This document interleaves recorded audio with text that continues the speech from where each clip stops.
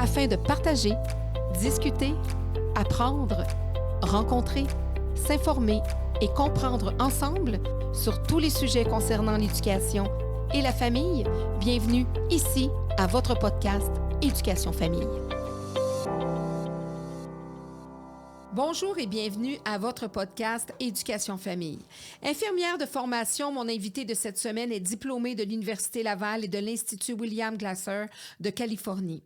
Spécialisée en santé communautaire et en gestion relationnelle, elle offre de nombreuses conférences au Québec et dans plusieurs pays francophones d'Europe depuis plus de 25 ans. Aussi autrice, ses 5 ouvrages traduits en plusieurs langues aux éditions du CHU Sainte-Justine portent sur la discipline, l'autorité et le respect entre parents et enfants. Elle propose aussi des stratégies éducatives aux professionnels en petite enfance et aux enseignants d'élèves de 6 à 12 ans. Elle a aussi créé l'approche pédagogique Éducœur qu'elle enseigne depuis plus de 20 ans aux enseignants, éducatrices et parents au Canada et en Europe.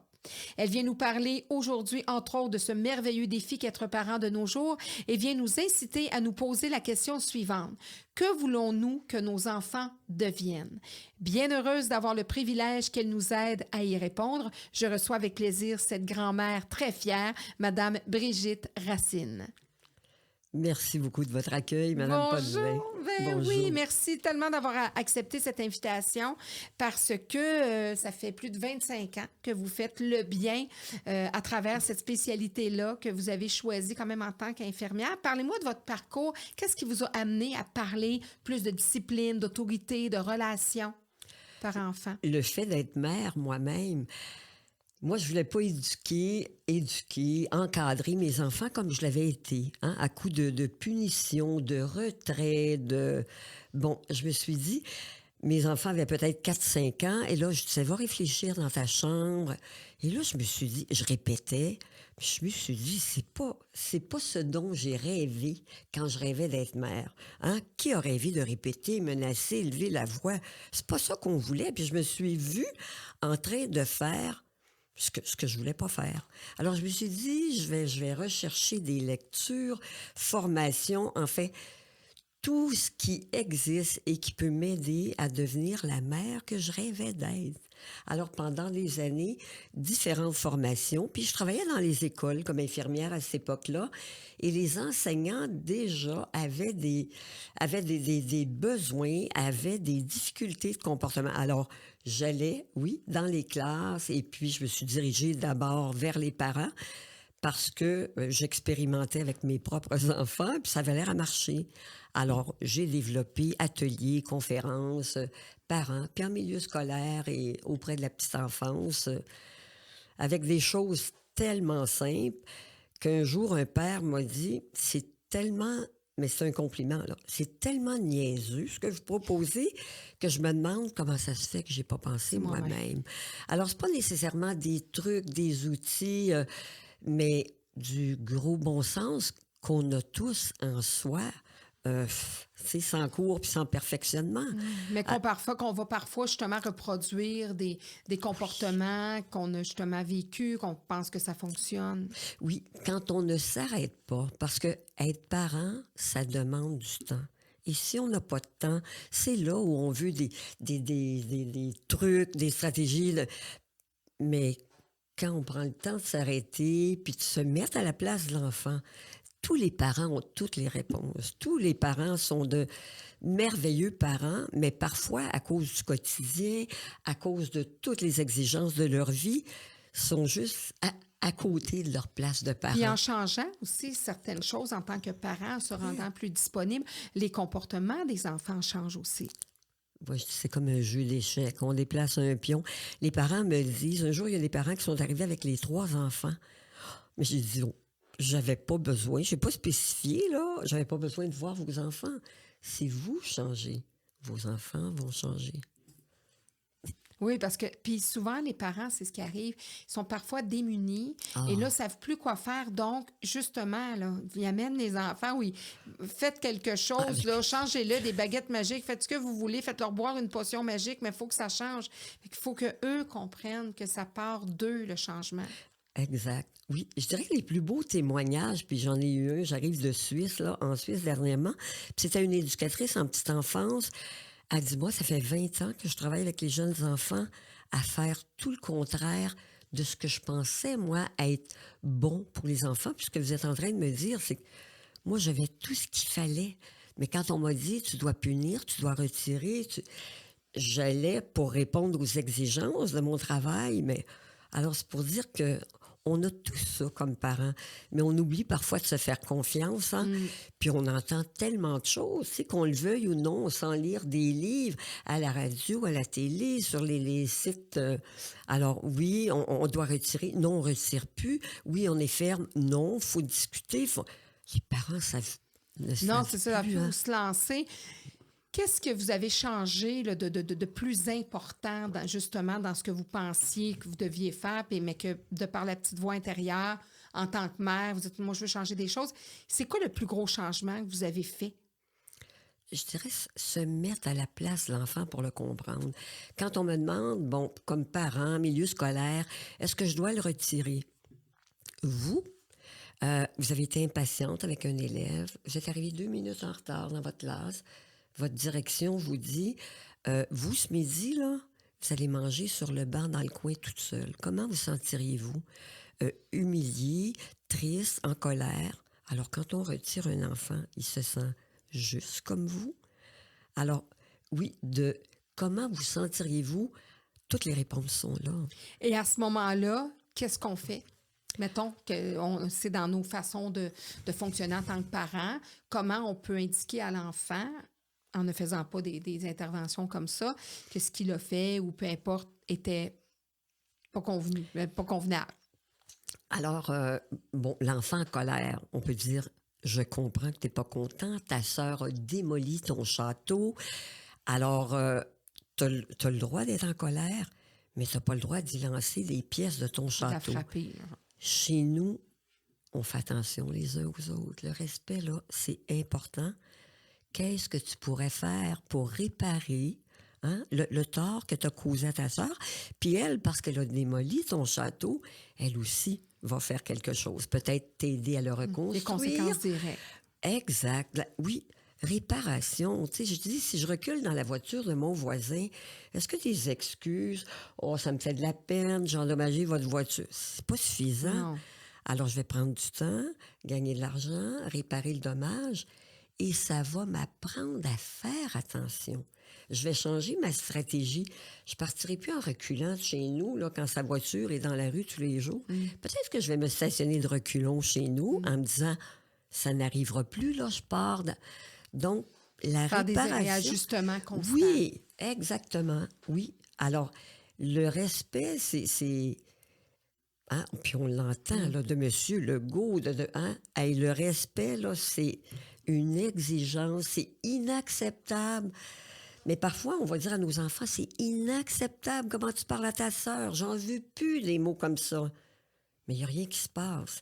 Il n'y a pas de... Non. Il n'y a pas de suite. Alors, le lendemain, il recommence. Ça recommence. C'est inacceptable, mais on continue On notre fait train-train quoi? quotidien. Exact. Puis il n'y a pas rien qui arrive en conséquence, justement. Ou Exact. de demande de réparation. Oui. Tu sais, je compare souvent la discipline à la maison, en classe, au code de la route. On connaît les règles. On sait que si on ne les respecte pas, il y a quelque chose qui va se passer. Alors, ça nous a appris à respecter les règles. Il y en a que c'est par peur des conséquences, mais beaucoup sont devenus plus conscients des dangers, de la sécurité. Puis c'est pour ça qu'on conduit puis qu'on respecte les règles, parce qu'on veut être en sécurité puis on veut faire attention aux autres. Chez nous, c'est la même chose. Les Chez balises nous, sont importantes dans l'éducation d'un enfant. D'avoir les limites, de les indiquer, puis de dire, ben si ça c'est franchi, il va y avoir telle ou telle conséquence. oui, il va se passer quelque chose. Je pense, il y a quelques années, je suis à Bécomo, puis je dois me déplacer à Sept-Îles, en tout cas, il y a 2 heures de route. Et puis, je roule et dans la première heure, je vois 3 autopatrouilles qui ont arrêté des véhicules et je ressens quelque chose d'agréable. Puis je me dis, qu'est-ce que c'est? Et c'est le sentiment de sécurité. Et là, je me dis, un enfant doit se sentir comme ça quand il y a des règles dans son école, à la maison, et qu'il y a des adultes qui font respecter ces règles-là.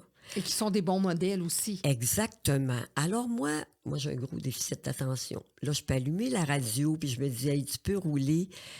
Il y a des règles, mais il y a des adultes qui les font respecter.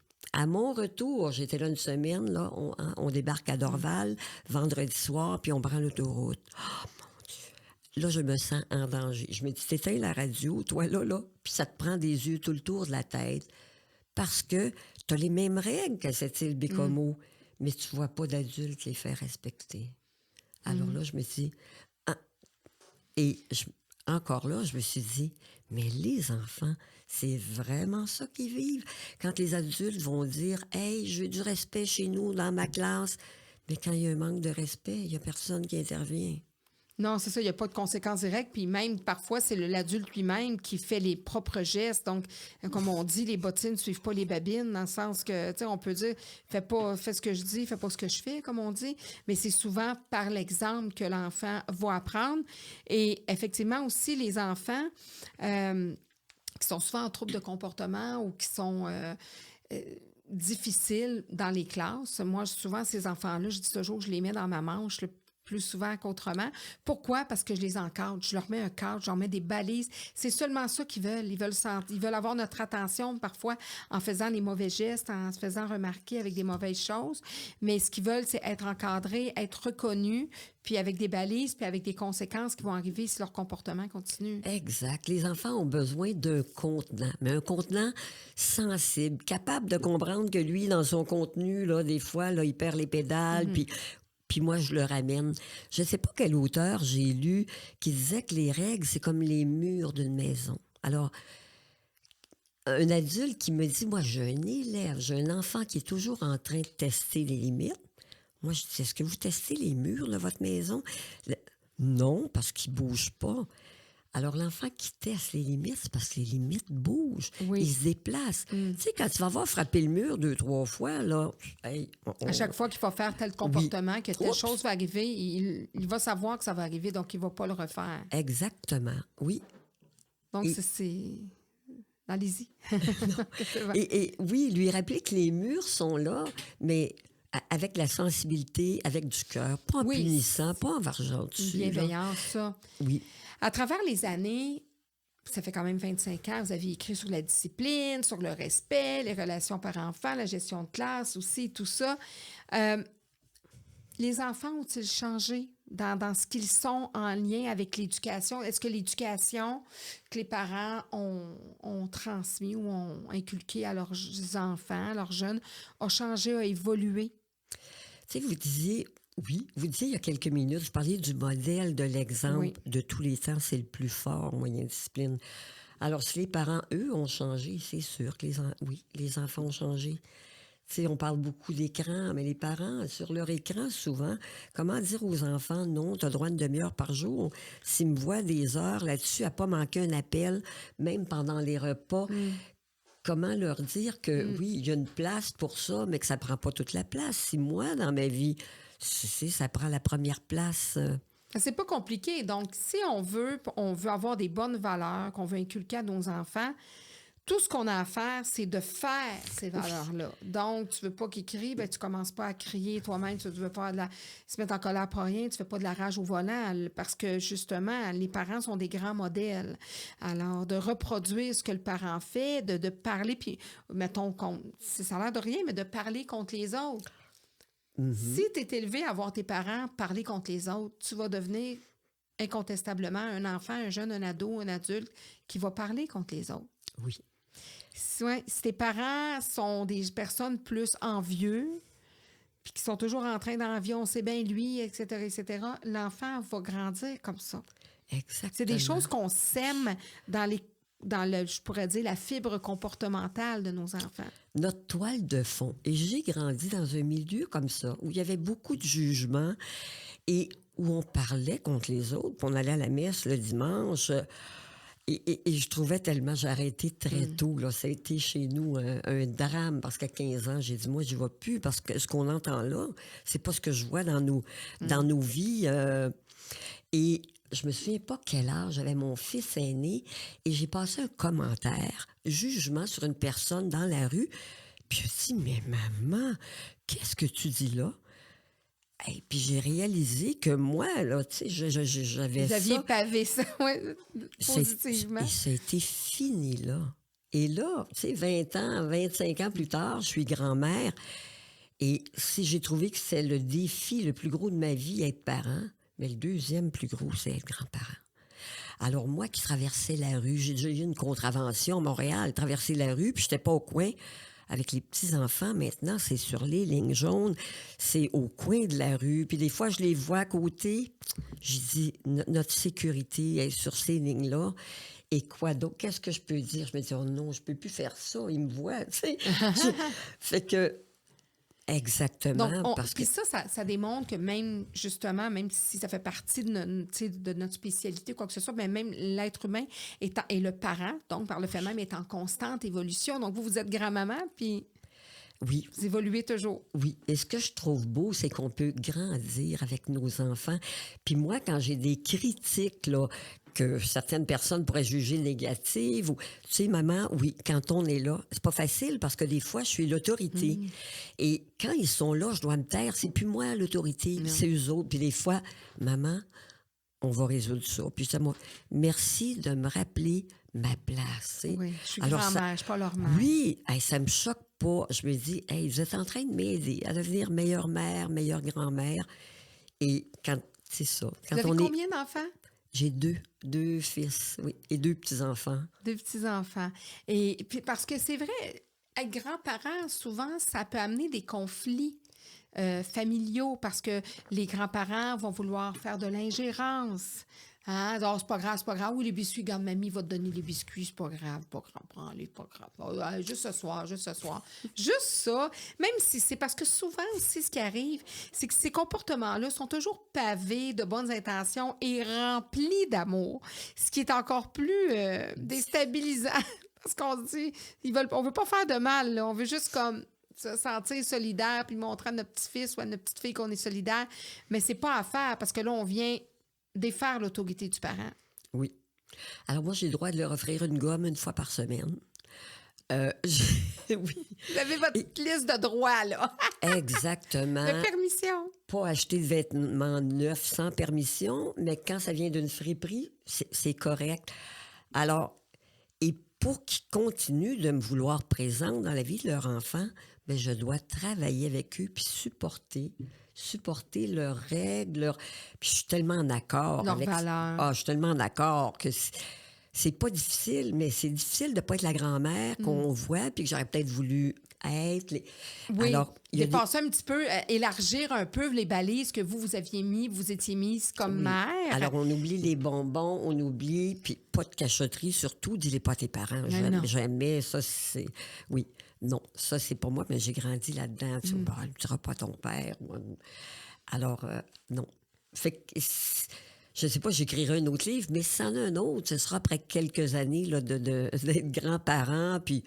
Et pour dire, si on travaille dans le même sens, c'est un bénéfice pour les parents puis pour les enfants aussi. Là. Oui, parce que leur rôle de parent, lorsqu'ils deviennent parents, nos enfants, est excessivement teinté de ce que nous, on leur a transmis. Donc, on ne devrait pas être soudainement en désaccord. C'est juste que je comprends qu'en tant que grand-parent, bien là, on veut comme... Là, notre rôle de parent est comme terminé, là, ou à peu près, même si on reste parent toute notre vie, mais on se dit, oh là, je suis prête peut-être à élargir un peu mes balises. Tu sais, c'est un réflexe qu'on a à dire, moi, je suis pas grand-mère encore, mais à dire, bon, là, je suis rendue grand-mère. Donc, c'est pas grave. Puis c'est drôle, le raisonnement qu'on a, parce qu'on dit, en tant que parent, non, c'est important, etc. Mais en tant que grand-parent, on a le goût d'être un petit peu plus olé. Mais en oubliant que nos enfants, si justement ils ont été heureux à travers notre éducation, ils vont certainement reproduire la même chose. Donc, on se doit de respecter ça. Ceci étant dit, ça ne veut pas dire qu'on ne peut pas, en tant que parent puis grand-parent, avec du vécu, de dire, bien, regarde, puis là, pas devant les enfants, mais d'apporter nos suggestions. Tout à fait, oui. Comme mes enfants sont très sensibles à l'environnement, je trouve qu'ils sont en avance sur moi. J'apprends ils me disent qu'ils apprennent de moi, mais j'apprends beaucoup d'eux. Donc, des bébelles, on oublie ça. J'ai le droit de faire des cadeaux à leur anniversaire. Puis, faut qu'ils soient d'accord avec ce que je veux offrir, que ça aille avec leurs valeurs. Puis, je comprends, ils veulent pas deux systèmes de valeurs, hein.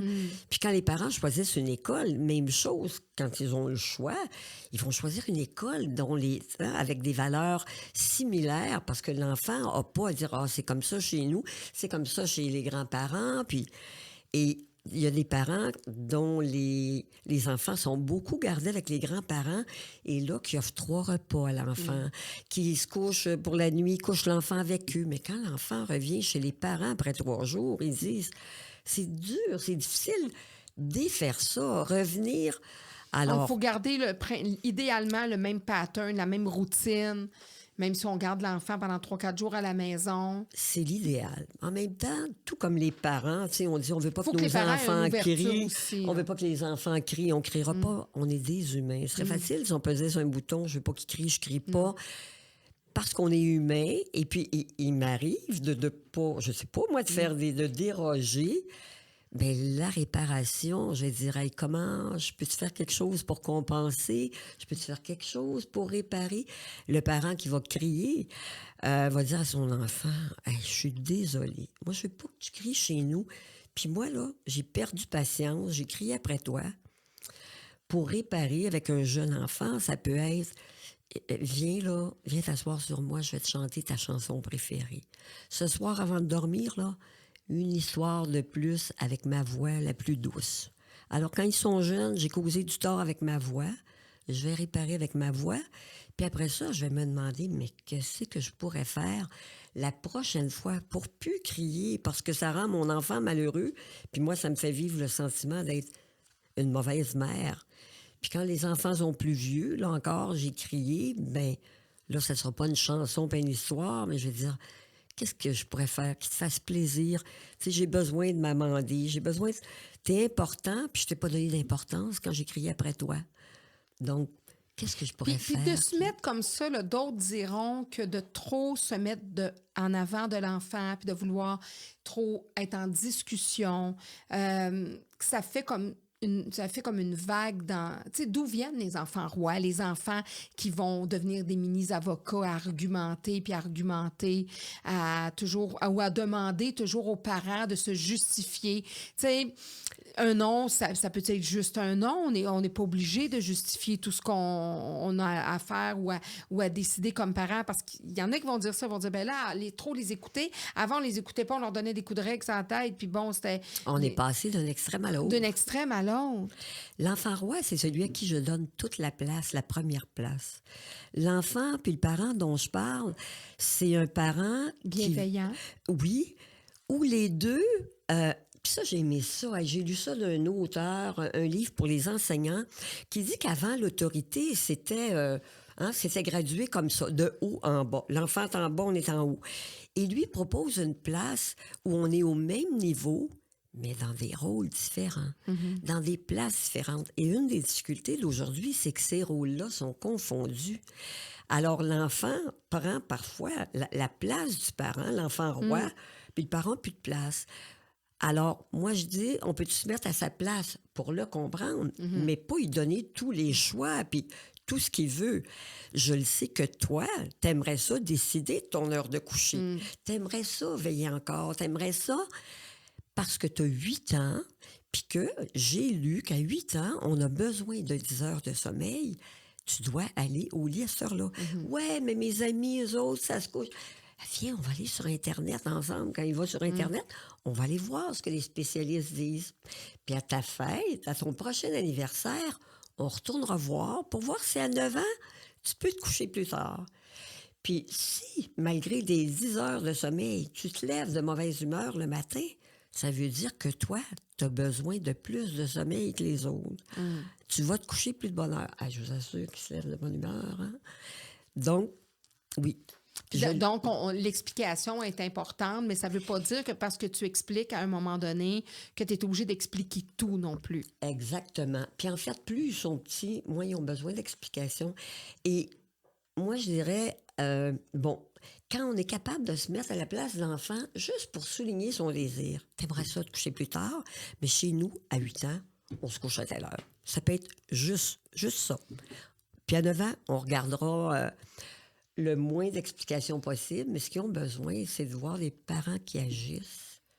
Parce que, comme vous le dites, ça devient des petits avocats, ils argumentent. Hey, pourquoi? Parce que je suis son parent, puis jusqu'à 18 ans. Et ça, je ramène ça souvent, parce que les parents qui ont oublié, jusqu'à 18 ans, là, ma job, c'est de prendre soin de toi, c'est de te protéger, parce que sinon, écoute, on peut t'enlever à moi. Ça, oui. Pourquoi 18 ans? Parce qu'on a jugé que avant cet âge-là, il y a des décisions que tu n'es pas capable de prendre pour toi-même. Par exemple, le temps d'écran. Jusqu'à 18 ans, on va décider ensemble. Quand tu as 16 ans, on va regarder ensemble. Est-ce que ça nuit? C'est le temps que tu mets, est-ce que ça nuit à ton école? Est-ce que tu prends le temps de faire autre chose? Est-ce qu'on a du temps ensemble? À ta vie sociale, à ton sommeil, à ton alimentation, à tes notes à l'école. Ma job, moi, c'est de voir que, oui, tout ça, là, ça va bien. Puis si l'écran nuit, bien, ouais. Il faut trouver une solution. Puis c'est ça, souvent, moi, je donne ça comme truc aux parents, de faire un contrat avec leurs jeunes. C'est un contrat d'engagement. C'est une belle idée. De dire, donc, au niveau des devoirs, des leçons, tu n'as pas à exiger que le jeune fasse ses devoirs puis ses leçons à 3 heures. Tu peux déjà commencer à lui demander à quel moment il aimerait les faire. S'il décide que c'est après souper, mais qu'après souper, il a déconnecté, il ne veut pas le faire, bien là, ça vaut la peine de réviser, de dire, regarde, on l'a essayé à l'heure que tu voulais, à 7h30, mais là, si ça ne fonctionne pas. Donc, il faudrait trouver, on va faire un autre essai. C'est de travailler de concert, mais tout en gardant l'autorité.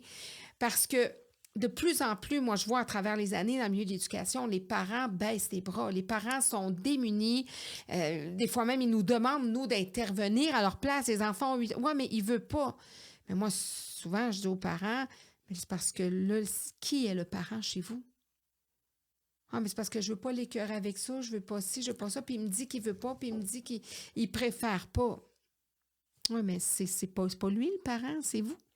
Exact. Oui. Il y a beaucoup de raisons qui font que les parents ont baissé les bras. Puis le besoin de l'amour de l'enfant. Il y a des parents, particulièrement le parent qui est seul. Il n'y a pas de conjoint. L'amour, il vient d'où? Il vient des enfants. Et se priver de cet amour-là, parce qu'on met une limite, puis l'enfant est en colère, puis il nous boude, puis il ne veut plus nous parler pendant 1 heure. Il y a des parents pour qui c'est invivable.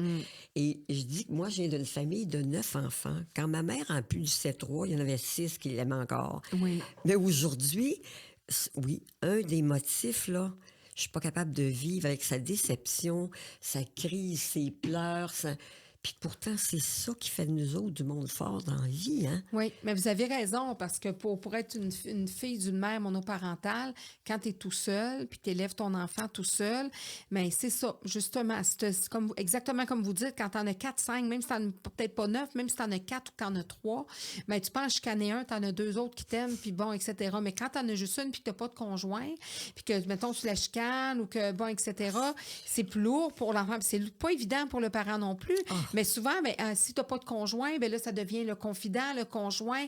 Donc, tu aimerais ça qu'il soit là, qu'il soit à l'affût, etc. Et ça peut devenir lourd pour l'enfant. Et il y a des parents qui sont démunis par rapport à ça parce que leur rôle est comme mal défini de leur rôle de parent. Puis même en tant que couple, de dire, bien, regarde, ce soir, je suis fatiguée, là, tu peux-tu aller t'en occuper? Oui. Mais quand tu es monoparental, là, la charge est sur toi non-stop. Puis vous parliez d'amour, puis tu es monoparental, donc tu es plus vulnérable. Oui. Parce que la personne qui t'apporte de l'amour, c'est ton enfant. Oui. Alors, t'attends-tu de te le mettre à dos? Non.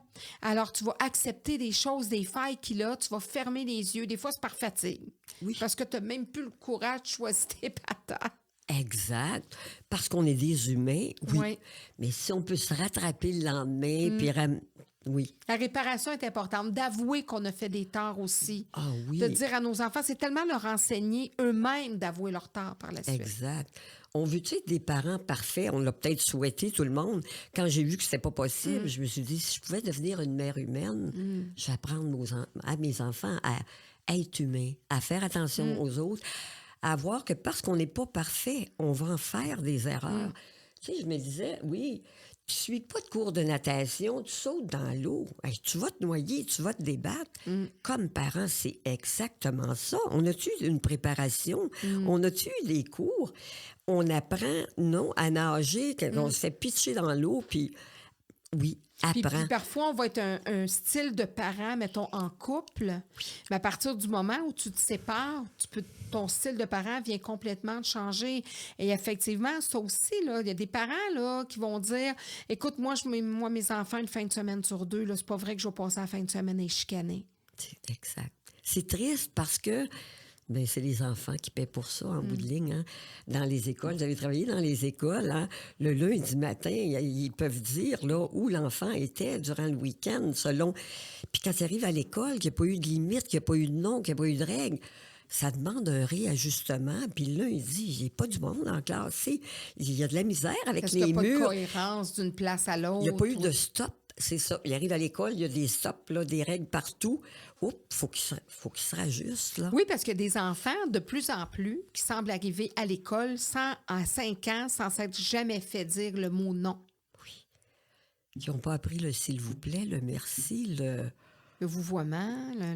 Oui. Tout ce qu'avant, oui. Hein, tout ce qu'avant, on arrivait à l'école, puis on avait D'avoir une tout place ça. d'enfant, parce que là, de plus en plus, on dirait que les enfants ont même plus leur rôle d'enfant et leur place d'enfant. Ça devient des mini-adultes. À prendre des décisions qui ne sont pas de leur ressort. Il y a un enseignant qui me disait, moi, quand je dis à mes élèves, sortez votre cahier de mathématiques, il y en a au moins 10 qui vont me dire, « Ah, pas encore des mathématiques. Ah, pourquoi on ne fait pas? » Il dit, « Oh, un instant, je n'ai pas posé de questions. Donc, je ne devrais pas avoir aucune réponse. Je vous donne une consigne et votre job d'élève, c'est d'écouter les consignes. Puis de sortir vos cahiers de mathématiques. Exactement. Mais c'est ça, on n'est pas obligé de justifier les choses qu'on demande. Parce que juste ça, c'est important, mais il y a des profs qui vont vivre ça puis qui interviendront. Ils vont pas intervenir. Ils vont dire, bon, OK, c'est beau, sortez vos sacs, là, vos livres, je vous ai dit de sortir. Mais il n'y aura pas de conséquences. Tandis qu'on peut, en tant qu'enseignant, dire, regardez, là, moi, je veux plus que ça se revienne. Quand je vous demande de sortir un cahier de mathématiques, je veux pas de commentaires inutiles. Sinon, vous allez perdre des points dans le système d'émulation, peu importe le système de récompense.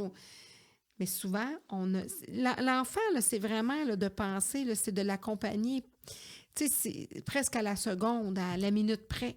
C'est ça qui est exigeant. Moi, je suis à moitié morte quand je passe des journées avec mes petits-enfants parce que j'ai plus l'âge d'être un parent, mais je joue un peu ce rôle-là. Parce que, je suis là, je suis vigilante, puis... Alors, c'est très, très exigeant. Oui, parce que d'être vigilante, de dire non, d'enlever des permissions, de dire non à un enfant, c'est beaucoup plus difficile que de dire oui. Oui. Ah, absolument, oui. Absolument, oui. Oui. Quel défi, il n'y a pas... C'est ça. Il n'y a rien de plus exigeant si on veut être un parent à la hauteur de ce qu'on aurait du rôle d'un parent. Oui, puis donner le meilleur à ces enfants-là. On peut comparer notre place avec les enfants à une foule de choses. Je viens d'une ferme, puis on avait un verger, puis les tuteurs, le tuteur... Mais quand l'arbre, s'il me donne pas de pommes, je vais-tu enlever le tuteur, je vais le punir? Hey, toi, tu me donnes pas de pommes cette année? Pas de tuteur, pas d'engrais, pas de vaporisation. Mais non, on va en prendre 2 fois plus soin. Même chose, la plante qui est fanée, on va te dire, hey, toi, tu fanes, là? Hey, dans le garage pour une semaine, t'as l'air folle. Fait que nos enfants, quand ça va pas, il faut se demander, mais pourquoi il agit comme ça? Souvent, on travaille sur le comportement. Il a fait ça, on fait ça. Action-réaction. Quand j'ai mal à la tête tous les jours, puis je prends des Tylenol. Ça, c'est action-réaction. Mais qu'est-ce qui fait que j'ai mal à la tête tous les jours? Je bois pas assez d'eau, je mange pas assez. Alors, le comportement répétitif de l'enfant, c'est la même chose. Faut se questionner. Qu'est-ce qui fait que, à tel moment, qu'est-ce qui fait qu'il sort de table 10 fois au moment des repas? Puis j'ai dit, veux-tu bien se rasseoir? Tu vois bien que le repas n'est pas fini. Ah, tu sais, je ne l'ai pas vu de la journée. Il y a 6 ans, il s'est ennuyé de moi. On est arrivé, je me suis mis dans le souper, j'ai demandé de faire ses devoirs. Peut-être qu'il est en train de me dire, tu peux-tu me regarder? Peux-tu poser le regard sur De moi? se déposer. Oui, j'aimerais ça sentir que j'existe pour toi, papa, maman, malgré que tu as un travail exigeant, malgré que tu as beaucoup de tâches à la maison, malgré... J'aimerais ça sentir que j'ai une place spéciale dans ta vie, que je suis une priorité parmi toutes tes priorités. Et si l'enfant ne sent pas ça, il va venir le chercher, notre regard. Puis vous l'avez mentionné un peu plus tôt dans notre entrevue, il va venir chercher mon regard puis mon attention d'une façon dérangeante et désagréable, parce qu'il y a mieux ce type d'attention-là que pas d'attention du tout. L'enfant se sent exister en premier lieu par le regard du parent. Et s'il l'a pas, c'est incroyable. Il y en a qui essaient de se faire vomir pour avoir le regard du parent. Il y en a qui se frappent la tête sur les Il y en a murs. qui se mutilent. Et s'il l'a pas à la maison, vous avez dû voir ça à l'école, il va rechercher l'attention, l'amour de l'enseignant. Par de la mauvaise façon, par des mauvais comportements. Encore. Puis si on ne voit que le comportement, bien, quand tu agis comme ça, bien, il y a telle conséquence. Pas de récréation, ce qui ne fait qu'empirer son comportement. Parce qu'il est en train de dire, s'il te plaît, regarde-moi, pose les yeux sur moi, fais-moi un sourire, montre-moi que j'existe, puis d'une façon agréable et positive. Sinon, fie-toi sur moi que je vais aller chercher ton regard. Ah oui, je vais trouver par... puis les enfants, comme on dit toujours, ils savent sur quel bouton peser. Donc, avec chaque humain devant eux, ils sont en mesure de dire, elle, je sais ce qui l'agace. Donc, cette enseignante-là, cet enseignant-là, ma tante ou peu importe, ma soeur ou ma mère, mon père, ils savent où aller peser pour aller chercher. Oui. Fait que souvent, là, le comportement dérangeant, des fois, c'est une émotion, comme la colère, qui n'est pas capable de gérer. Là. Le jeune enfant, son cerveau n'est pas capable de gérer ça. Là. Alors, en colère, la crise, soit, oui, une émotion, soit qu'il ne sait pas comment faire autrement. On lui a pas montré comment demander d'une façon acceptable, comment emprunter d'une façon acceptable, ou il y a un besoin criant qui ne s'est pas encore exprimé. Donc, lui-même ne comprend pas. Là. Des fois, ils ont des réactions puis ils ne savent même pas d'où ça vient. Exactement. Alors, c'est pour dire que le tuteur, bien, il a besoin de nous tout le temps, en crise, pas en crise, de bonne humeur. Puis des fois, il faut prendre du recul. Hein, on va respirer. Puis quand on sentira qu'il y a un calme, OK. C'est de l'investissement de temps. Et ben oui. justement, avec les parents qui ont une charge mentale, souvent les mères, de dire... Moi, je le vois, là, les nouvelles générations veulent tellement être parfaites partout, avoir une maison bien mise, être une bonne conjointe, un bon conjoint. Mais même, je trouve que les mères s'en mettent beaucoup sur les épaules, veulent travailler à plein temps, mais veulent avoir une maison aussi propre que dans le temps de nos grands-mères qui étaient à temps plein à la maison. Plus les enfants, il faut que les enfants soient les mieux éduqués, savent déjà lire, écrire, parler, jongler. Donc, c'est beaucoup de stress pour ces parents-là. Oui. Oui, puis ce qui m'amène à dire ce que vous me dites, en fait, l'idéal, ce serait avant d'avoir des enfants, qu'est-ce qu'on veut pour nos enfants? Qu'est-ce qu'on veut qu'ils deviennent? Et puis, on essaie de tout leur donner. On peut pas. On essaie de tout donner au travail. Puis c'est quoi l'essentiel? C'est quoi le plus important? Puis OK, on va s'en aller vers ça. Et c'est sûr qu'on peut être différent des autres. On peut pas coter tout le monde partout. Là. Non. Puis là où des fois, vous allez avoir des forces, là, où votre voisin, votre ami, votre couple d'amis va être moins outillé. Ou... Il y a des enfants qui savent tout faire au niveau des sports, au niveau artistique, au niveau... Puis l'habileté sociale. Ou qui sont pas heureux, qui ont jamais une période libre, si je peux dire, où ils s'ennuient. Il faut que les enfants s'ennuient des fois, tu sais, qui savent plus quoi faire, puis ça va les amener à réfléchir, puis... Alors, ceux qui ont... Créativité aussi. Ben oui, ceux qui ont inventé la lumière, puis tout le reste, là. Hey, c'est dans des périodes où il se passe rien, mais il y a des enfants qui n'ont pas ça. Semaine, fin de semaine... Tout est réglé au quart de tour. Oui. absolument. Les agendas de premier ministre, comme on dit. Oui, je pense que Sylvie Boursier, oui, parle de ça dans ses livres, aux éditions de l'Hôpital Sainte-Justine, de la petite enfance. Un jour, parfois, je vais dans les familles là, qui disent « Venez à la maison voir comment ça se passe ». Puis j'arrive, il est 6h30, je pense, 2 beaux enfants là, en pyjama, la petite fille en jaquette. 2 beaux enfants, mais qui ont des cernes. Et je sais que, bon, tu sais, il y a des communautés, hein, qui c'est différent. Oui, le teint de la peau, mais eux autres, non, c'est pas ça. Puis je me dis, bon, alors là, les parents me parlent là, de leur enfant. Les enfants sont là. Puis tous s'entendent, enfants et parents, que les crises, là, c'est la plus grosse difficulté en famille. Une petite affaire, une crise, une petite limite. Alors, je leur demande de me parler de l'horaire des enfants. Alors, ils vont dans un collège privé. Il y a des activités parascolaires. Après l'école, il y a les échecs. Ça, ils en ont 2, 3. Les devoirs, les leçons. 2, 3 jours par semaine. Ils arrivent à la maison, les exigences sont grandes dans le collège privé pour les devoirs, les leçons. Tout ça, ça se finit vers 9h, 9h30, ils sont au lit à 10h. Ils ont 6 ans puis 8 ans. Alors, il faut qu'ils réveillent le matin, puis le samedi, le père est italien, il y a des cours d'italien. Il y a une autre activité. Alors, vous parliez d'agenda de premier ministre, ça ressemble à ça. Ces enfants-là, les crises, c'est parce qu'ils manquent de sommeil. C'est juste ça, en fait. Mais c'est juste ça, c'est énorme. Mais tu sais, c'est pas parce que, justement, sont malfaisants ou qu'ils sont... C'est vraiment, là, des fois, ça peut être tout simplement ça, un manque de sommeil. À quel prix? Je ne sais pas. Moi, quand je manque de sommeil, j'ai de la misère à m'endurer moi-même. Tu sais, je trouve ça souffrant. Puis d'ailleurs, c'est un moyen de torture, hein, priver les gens de sommeil. Alors moi, quand je m'imagine des petits, là, ou jeunes enfants, qui, jour après jour, ne dorment pas assez, là. Pour toutes sortes de raisons, là. Ça me met à l'envers. Je me dis, et eux sont en train d'apprendre que dans la vie, tu dors pas ce que tu as besoin de dormir. Non. Tu fais tout, puis tu dors le temps qui te reste. Mon Dieu, c'est les conséquences à court, à long terme. C'est grave. Puis pourtant, c'est la base, hein? Bien manger, dormir. Là, il y a les parents aussi encore là qui sont en exemple. C'est quoi l'exemple que les enfants ont par Alors, rapport à je ça? suis fatiguée. Je manque de sommeil. Mais l'enfant qui entend ça, c'est comme normal, manquer de sommeil. Et il y a eu tellement d'études là-dessus, mais une qui m'a frappée, c'est à Sacré-Cœur, études sur le sommeil. Et je ne sais pas si j'ai les bons chiffres, là, c'est écrit dans mes livres, mais ça ressemble à entre un an, 12 mois et 18 mois, l'enfant qui n'a pas dormi ce qu'il avait besoin, les risques de développer... TDAH, puis hyperactivité, ça vient de se multiplier.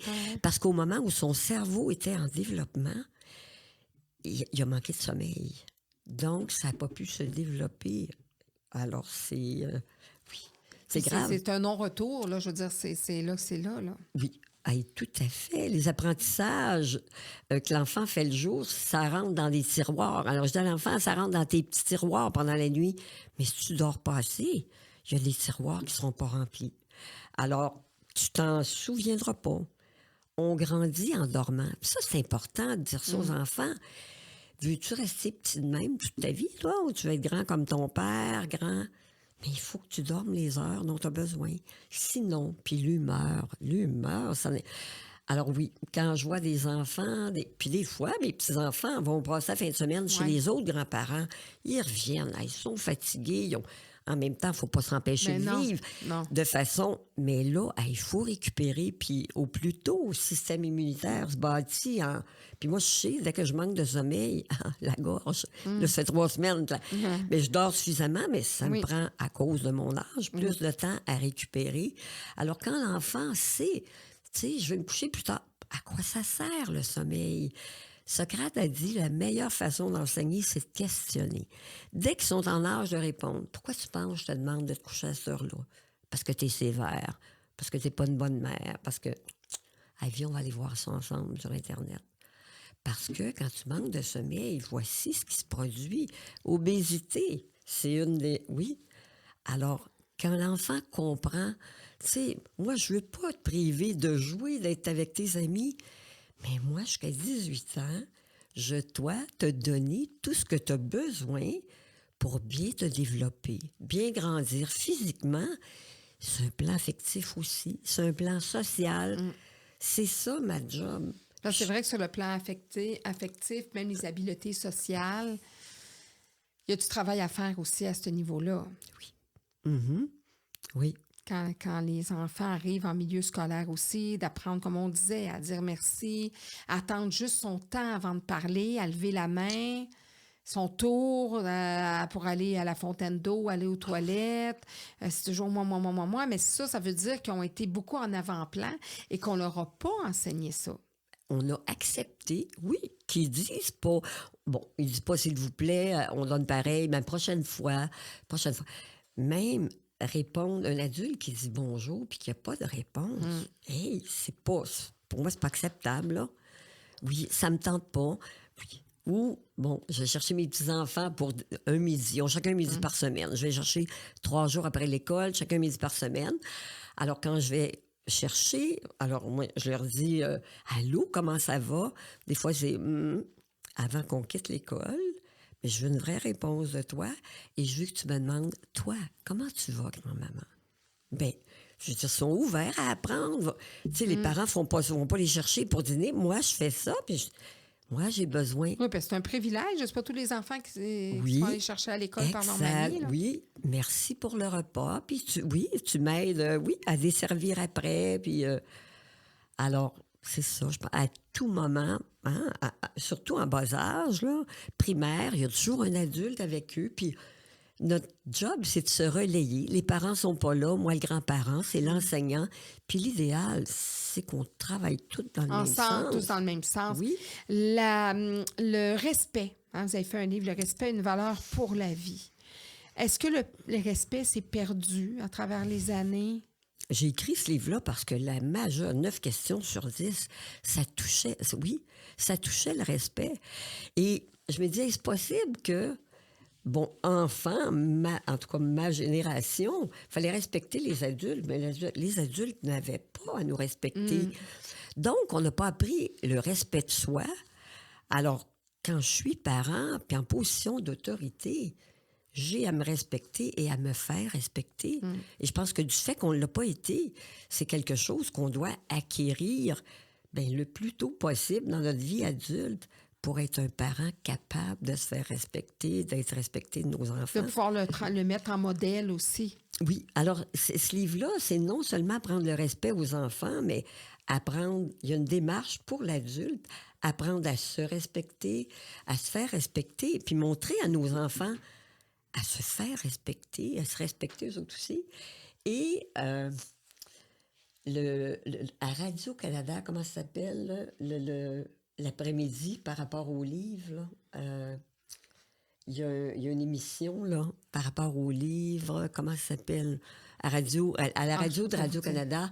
Alors, peu importe, j'ai entendu Bruno Marcil qui dit que sur sa table de chevet, il y a le livre Le respect, parce qu'il dit, moi, je l'ai lu quand mes enfants étaient jeunes, mais j'ai besoin de m'y replonger régulièrement pour me rappeler, oui, comment c'est essentiel. Puis, et quand j'ai écrit ça, je me suis fait haïr un peu partout. Hein. Ah oui? Bien, parce que ça m'a rendue plus consciente. Par exemple, l'exemple qui me vient, c'est Rénault Dépôt, une grande surface, là, où je demande un renseignement. Et là, pendant que je demande un renseignement, il y a quelqu'un qui arrive et dit « Hey, monsieur, c'est dans quelle rangée? » Ça arrive comme ça.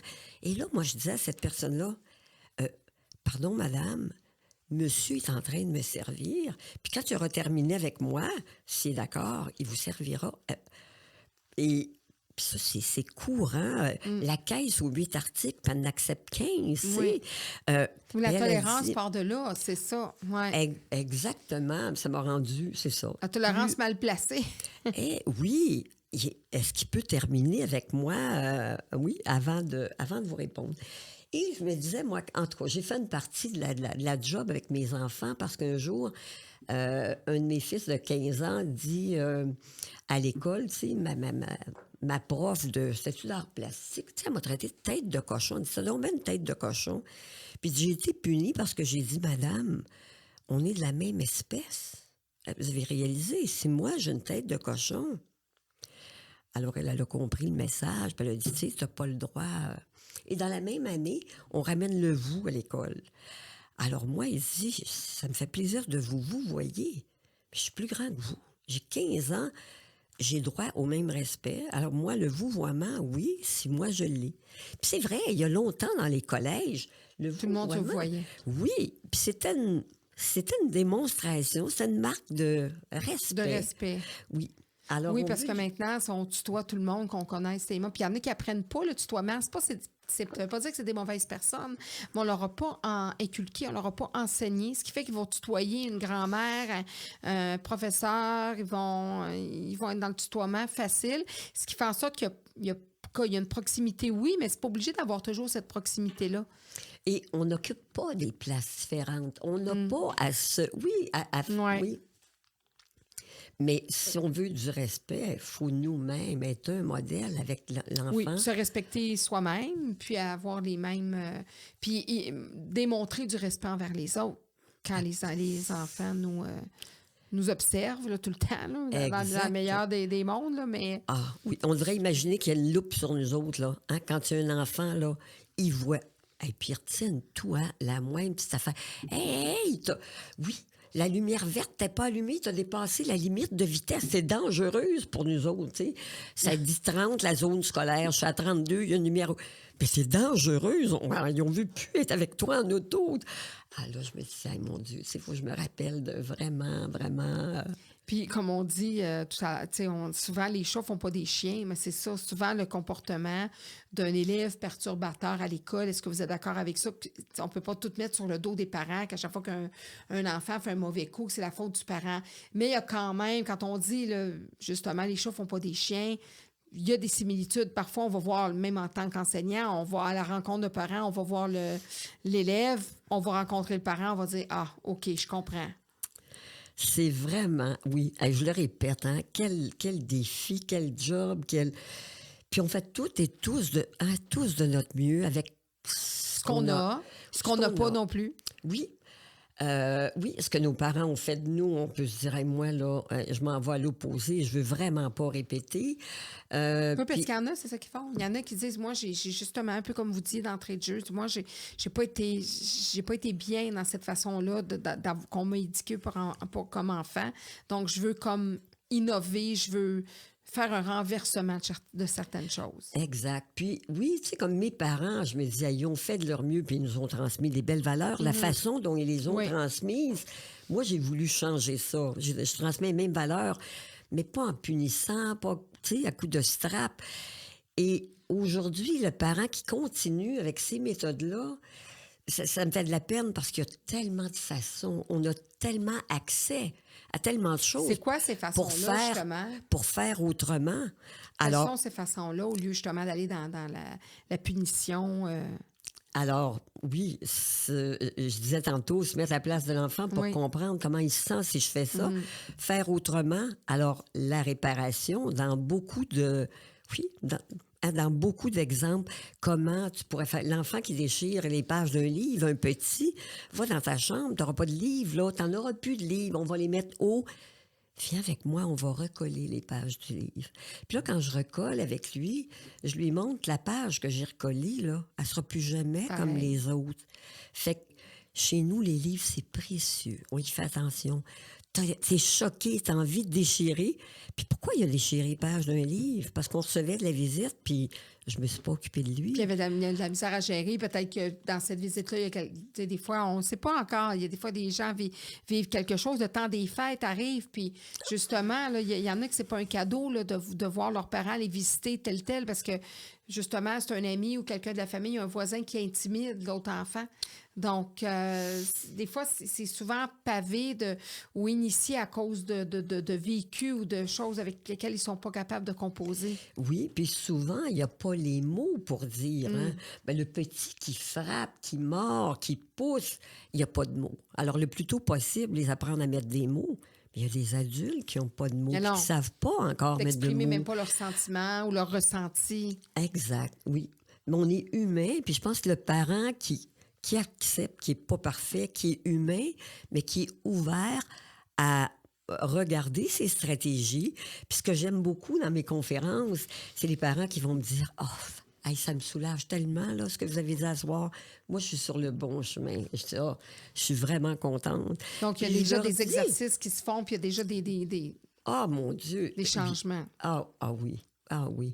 Puis il y a des parents qui vont me dire, à qui je dis, écoutez, si jamais, après la conférence ce soir, vous pensez qu'il y a des choses qui pourraient être faites autrement, il est toujours temps de faire autrement. Il y a un père qui me disait, mon gars, 12 ans, j'ai fait tout le contraire de ce que vous avez proposé ce Il n'est soir. jamais trop tard. Il est toujours temps.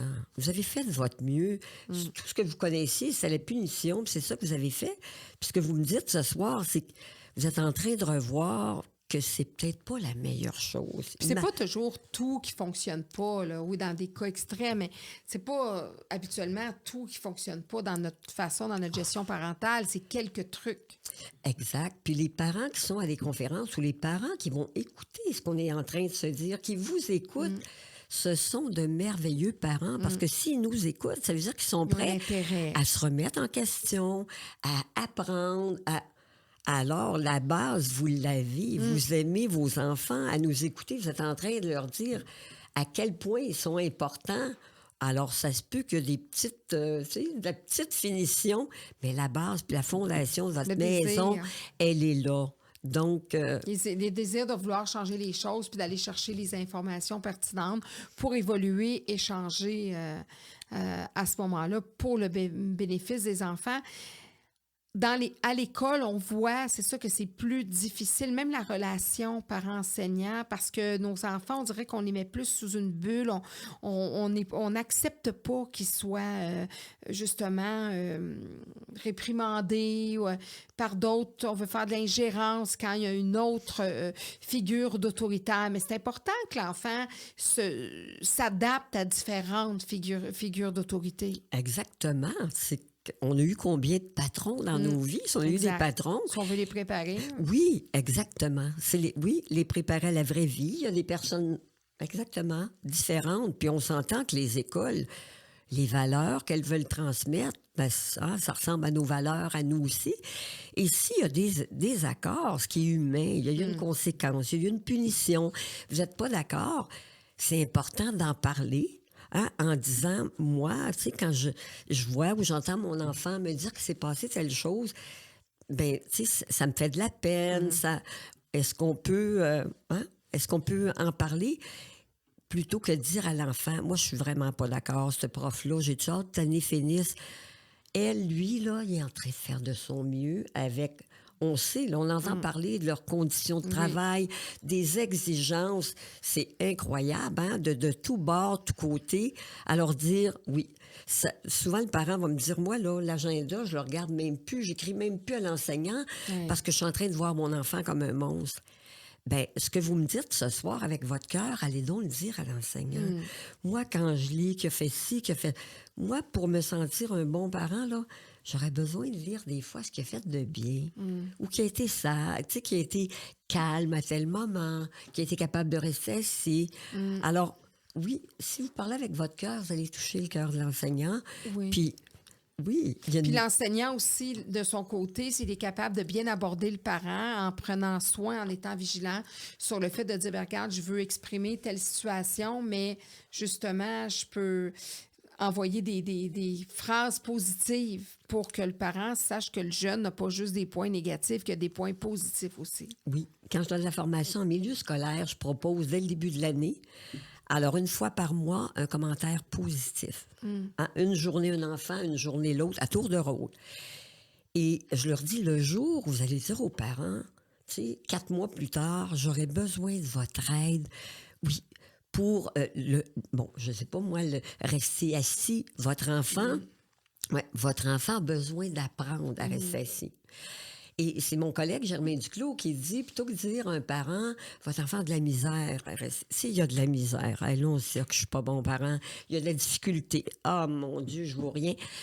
Votre enfant a besoin d'apprendre, c'est beau, à demeurer assis. Mais le parent, il a reçu, là, depuis le début de l'année, lui, il se dit, wow, ce prof-là est capable de voir les qualités de mon enfant. Mais le jour où ce prof-là demande de l'aide, qui dénigre Ou pas, une puis qui juge pas, compréhension, puis un partenariat. on peut se regarder à la maison. Comment vous pourriez l'aider, par exemple, à rester assis au moment du repas? Hein, il y a un chronomètre. On va voir combien de temps tu restes assis dans le levier ce soir.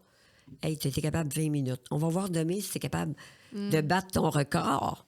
Et puis à un moment donné, cet enfant-là, il reste assis une demi-heure, 1 heure à la maison, puis à l'école, puis parce qu'à la maison, on a travaillé dans le même sens. Puis c'est important, les parents, de se rappeler que notre rôle, là, il y a eu quelque chose à l'école, une conséquence, on n'en rajoute pas, parce que ça va nuire à notre relation. Mais notre rôle, c'est de dire, je vois qu'à l'école, là, il y a telle conséquence. On va regarder à la maison, là, comment on va faire pour t'aider à respecter cette règle-là. Puis l'enfant qui la respecte, le respect. Si on exige le respect à la maison, qu'il y a une réparation pour l'aider à modifier son comportement, puis faire attention aux autres à la maison, Le travail d'équipe est très important. à l'école, il va respecter. Celui qui ne respecte pas l'école, c'est que souvent, les manques de respect, ça passe comme dans du Oui, beurre. puis de parler, parce que le parent qui va dire devant son enfant, bon, c'est bien, ce prof-là, bien là, c'est quoi cette affaire-là? Qu'est-ce qu'elle t'a écrit, ta prof, là, ça n'a pas de bon sens. Franchement, telle affaire. C'est sûr que l'enfant, lui, il a son modèle qui dit ça. Il va arriver à l'école, puis il va parler à son enseignante comme ça. Il va dire, ben là, non, mon père, il dit que, ou ma mère a dit que telle affaire, là, c'est pas bon. Donc, On sabote l'autorité de l'enseignant. Et ça va nuire à mon enfant. Si l'adulte en autorité n'a plus d'autorité, je nuis beaucoup plus à mon enfant. Donc, parlons-nous, si on veut travailler en équipe de concert pour... En fait, c'est l'enfant qui récolte tous ces bénéfices-là. d'éviter l'ingérence puis de faire confiance parce que, Oui. tu sais, à moins de fautes graves, moi, j'ai toujours dit aux enseignants, au milieu scolaire de mes enfants, il y a un mot qui tient notre relation, c'est le mot cohérence. Tu sais, s'il y a un manque de cohérence puis que ça n'a pas de bon sens puis que mon enfant est brimé, je vais aller vous rencontrer puis je vais vous dire que ça ne fonctionne pas. Mais sauf qu'il y a une différence entre ça puis la différence en disant, ben là, moi, mes valeurs, c'est que mon enfant ne lise pas tel livre à tel âge, donc je vous informe que mon enfant ne lira pas ce livre-là. Alors, c'est de saboter complètement l'autorité. Il ne faut pas le faire avec l'autre parent quand on est là, parce que ça aussi, c'est une autre dynamique parentale de, tu sais, je vais voir maman parce que je sais qu'elle va dire oui, je vais voir Oui. papa pour ça. Tout à oui, fait. parce qu'elle va dire oui, mais sinon, je vais aller voir maman parce que je sais qu'elle va dire non, fait que je vais aller voir papa. Oui.